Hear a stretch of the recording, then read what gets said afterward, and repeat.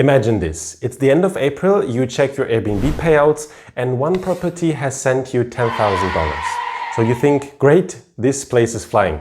Then May comes around, same property, still full, but this time the payout is only $500. Now you're wondering what happened. Did bookings slow down? Is the property suddenly underperforming? Or something else happened? For a lot of hosts, that's the moment they realize Airbnb payout reports can be really misleading. Because what Airbnb paid you in a given month is not always the same as what the property actually earned. Hi, my name is Edward. I operate 40+ Airbnbs in Larnaca, Cyprus, and I build 2 software products around this industry. And in this video, I want to show you why payout reports can give you the wrong picture of monthly performance and what you should be looking at instead. Let's use a simple example. Say that during April from the 1st to the 27th, your apartment gets a few solid bookings. In total, those bring in $5,000 and Airbnb pays that out during April.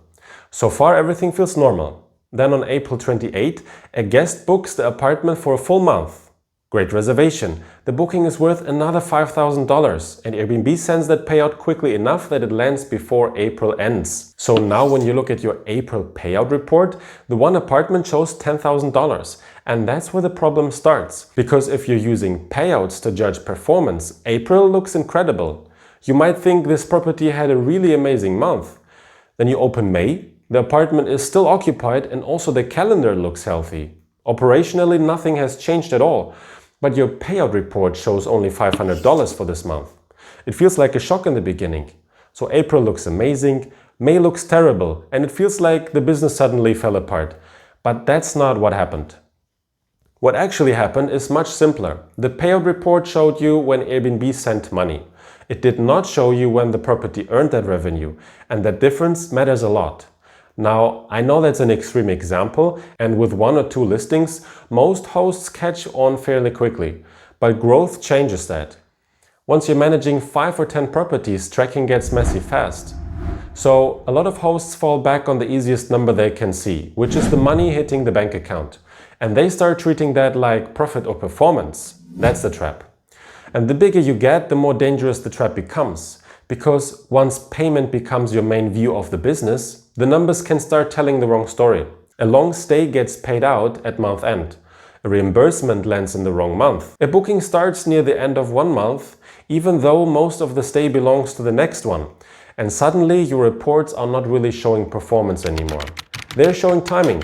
And that is why this video matters. The real question is not just how much cash came in. The real question is what the property actually earned in that month, what it cost to run, and what profit was left after expenses. And payouts do not answer that. They're useful for tracking cash, reconciling what Airbnb paid, and checking what hit your bank account. But they are not a clean way to measure monthly performance. So when hosts say, I know my numbers, sometimes what they really mean is, I know what Airbnb paid me. And those are not the same things. Once you are managing multiple properties, you need more than a bank view of the business. You need a performance view. That means looking at revenue in the month where the stay actually happened, and then looking at profit at listing level. Because that is where things finally become clear. You can see which properties are genuinely performing well, which ones look busy but leave very little margin, and whether a weak month was actually weak or just distorted by payout timing. That is the shift. You stop just tracking cash and you start understanding performance. If you've had that exact experience where one month looked amazing and the next one looked terrible, even though not much really changed, leave a comment below. I'd be curious to know how many hosts have run into this in their career. I was one of them. And if you're enjoying the video, hit the like button as well. Now, just to be clear, I'm not saying payout reports are useless, right? They're useful for what they're designed to do. Use them to track cash, confirm what Airbnb sent you, and reconcile what landed in your client's bank. But do not use them as your main measure of monthly performance or profitability. Because without a proper system, you're not really measuring how the business is doing. You're just watching money come in and trying to guess what the story tells you.